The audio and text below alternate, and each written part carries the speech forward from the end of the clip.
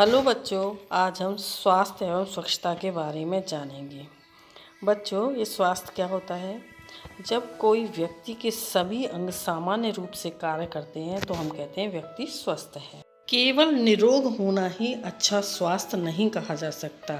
जब कोई व्यक्ति शारीरिक, मानसिक एवं सामाजिक काम अपनी क्षमता के अनुसार उचित प्रकार से करता है तो वह व्यक्ति स्वस्थ व्यक्ति कहलाएगा। स्वस्थ रहने के लिए पौष्टिक भोजन की आवश्यकता होती है। यदि हम पौष्टिक भोजन करेंगे तो हमारा शरीर निरोग रहेगा और शरीर की रोग प्रतिरोधक क्षमता भी बढ़ जाएगी।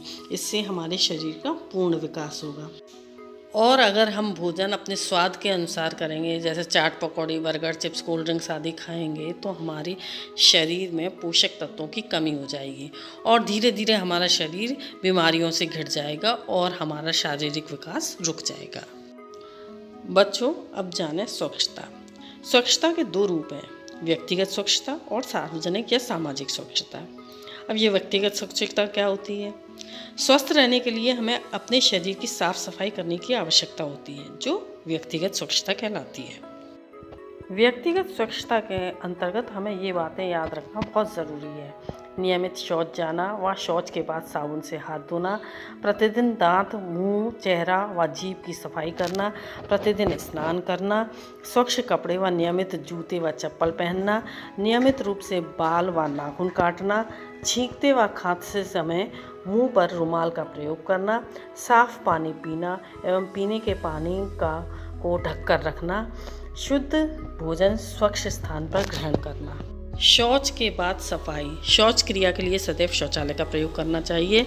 शौच में पानी के लिए साफ मग या डब्बे का प्रयोग करना चाहिए। शौच के लिए स्वच्छ पानी का प्रयोग करना चाहिए। चप्पल पहनकर ही शौच के लिए जाना चाहिए। शौच के बाद साबुन से अच्छी तरह से हाथ पैर धोने चाहिए। सार्वजनिक या सामाजिक स्वच्छता। सामाजिक स्वच्छता से अभिप्राय है अपने परिवेश की स्वच्छता, यानी अपने आस पड़ोस की स्वच्छता। गलियों की, सड़कों की सफाई, नदियों की, तालाबों की सफाई, ये सामाजिक स्वच्छता के अंतर्गत आती हैं। सार्वजनिक स्थल जैसे अस्पताल, रेलवे स्टेशन, विद्यालय, पार्क, इसकी सफाई सामाजिक स्वच्छता में आते हैं। बच्चों, आपने देखा होगा कि लोग कूड़ा कचरा इधर उधर फेंक देते हैं और खुले में शौच जाते हैं। इसके कारण क्या होता है, बहुत से रोगाणु उत्पन्न हो जाते हैं और कूड़े कचरे पर जो मच्छर मक्खियाँ पनपते हैं ना, ये मच्छर मक्खियाँ अपने साथ जीवाणु और विषाणुओं को एक स्थान से दूसरे स्थान तक ले जाते हैं।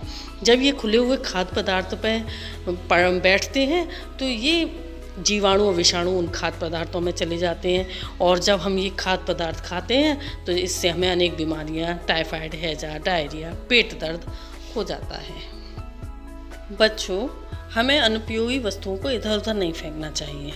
हमें अनुपयोगी वस्तुओं को कूड़ेदान में डालना चाहिए।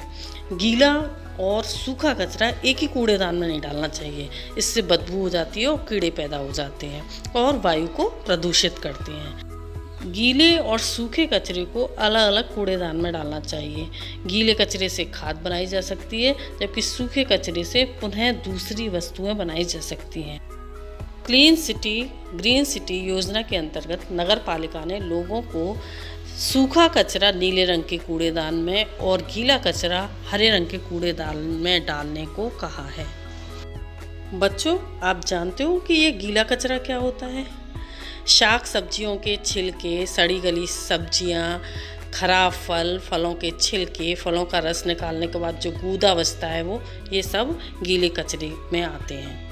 और सूखा कचरा जैसे पॉलीथीन, प्लास्टिक की बनी वस्तुएं, रबर की वस्तुएं और टायर, टूटे खिलौने, ये सब सूखे कचरे में आते हैं, जिन्हें आसानी से नष्ट नहीं कर सकते। कचरे का उपयोग हम कंपोस्ट पिट बनाकर कर सकते हैं। किसी मैदान में एक गड्ढा खोदें और गड्ढे में सबसे नीचे कुछ महीन कंकड़ बिछा दें और बाद में कचरे को इस गड्ढे में डालकर ढक दें। इस गड्ढे में नमी को बनाए रखने के लिए सप्ताह में 1 या 2 बार गड्ढे में पानी डालें। इस तरह 3-4 महीने में कचरे से खाद बनकर तैयार हो जाएगी, जिसे कि हम अपने बाग बगीचों में प्रयोग कर सकते हैं। हम अपने परिवेश को कैसे स्वच्छ बना सकते हैं? पेट्रोल डीजल से चलने वाले वाहनों का कम प्रयोग करके, ताकि वायु प्रदूषण को रोका जा सके। खेतों में कीटनाशक और रासायनिक खादों का कम प्रयोग करके, वृक्षारोपण करके, कंपोस्ट पिट बनाकर, नहरों, तालाबों, जलाशयों में अपने पशुओं को ना नहलाएं, प्लास्टिक की थैलियों का प्रयोग ना करें और इधर उधर कूड़ा कचरा ना फेंकें। बच्चों, अपने परिवेश को स्वच्छ रखने के लिए हमें शौचालय का प्रयोग करना चाहिए और शौचालय की स्वच्छता पर भी ध्यान देना चाहिए। शौचालय से निकलने वाले अपशिष्ट पदार्थों के निस्तारण के लिए सोक पिट बनवानी चाहिए। शौचालय के दरवाजे में कुंडी होनी चाहिए। शौचालय में बाल्टी या मग होने चाहिए। शौचालय को हर सप्ताह कीटनाशक दवाइयों से साफ़ करना चाहिए और सोक पिट को भी समय समय पर साफ़ करवाना चाहिए। अच्छा बच्चों, ये बताओ शौचालय बनाने के क्या फ़ायदे हैं? शौचालय से माँ बहनों की सुरक्षा बनी रहती है। शौचालय के प्रयोग से बीमारियों से बचाव होता है और जंगली जानवर, सांप, कीड़े मकोड़ों के काटने का भय नहीं रहता।